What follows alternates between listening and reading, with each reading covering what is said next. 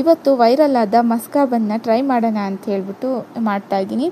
ಇಲ್ಲಿ ಈಗಂತೂ ಎಲ್ಲ ಕಡೆ ಯಾವ ಕಡೆ ಹೋದ್ರೂ ಮಸ್ಕಾ ಬನ್ ಅಂತಲೇ ವೈರಲ್ ಇದೆ. ಯಾಕಂದರೆ ಎಲ್ಲ ಕಡೆ ಅದೇ ಸಿಗ್ತಾ ಇದೆ. ಹಾಗೆ ನಾನು ಕೂಡ ಟ್ರೈ ಮಾಡೋಣ ಅಂತ ಹೇಳ್ಬಿಟ್ಟು ಮೊದಲಿಗೆ ನಾನು ಏನು ಮಾಡಿದೆಪ್ಪ ಅಂದರೆ ಬಟರ್ನ ಮೇಲ್ಗಡೆನೇ ಇದು ಕಂಡೆನ್ಸ್ ಮಿಲ್ಕ್ನ ಹಾಕಿಬಿಟ್ಟೆ. ಬಟ್ ನೀವು ಆ ರೀತಿ ಮಾಡ್ಕೋಬೇಡಿ.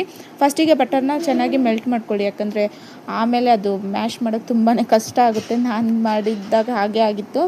ಈಗ ಇದನ್ನು ಹಾಕಿಬಿಟ್ಟು ಚೆನ್ನಾಗಿ ಮಿಕ್ಸ್ ಮಾಡಬೇಕು ಅಷ್ಟೇ, ಇನ್ನೇನಿಲ್ಲ. ಈಗ ಬನ್ ಬರುತ್ತಲ್ವ, ಸಿಂಪಲ್ ಬನ್ನಿಗೆ ಇದನ್ನು ಚೆನ್ನಾಗಿ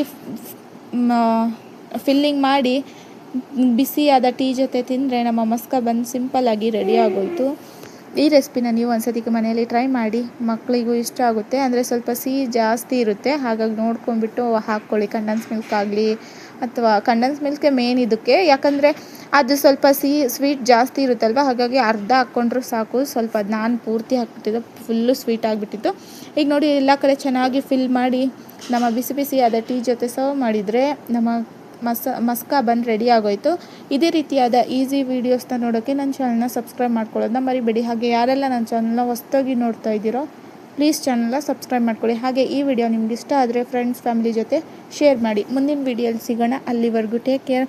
ಯಾರಿಗೆಲ್ಲ ಇನ್ನೂವರೆಗೂ ನನ್ನ ಚಾನಲ್ನ ಸಬ್ಸ್ಕ್ರೈಬ್ ಮಾಡ್ದೇ ವಿಡಿಯೋ ನೋಡ್ತಾ ಇದ್ದರೆ ಪ್ಲೀಸ್ ಮೊದಲು ಚಾನಲ್ನ ಸಬ್ಸ್ಕ್ರೈಬ್ ಮಾಡ್ಕೊಳ್ಳಿ. Thank you for watching.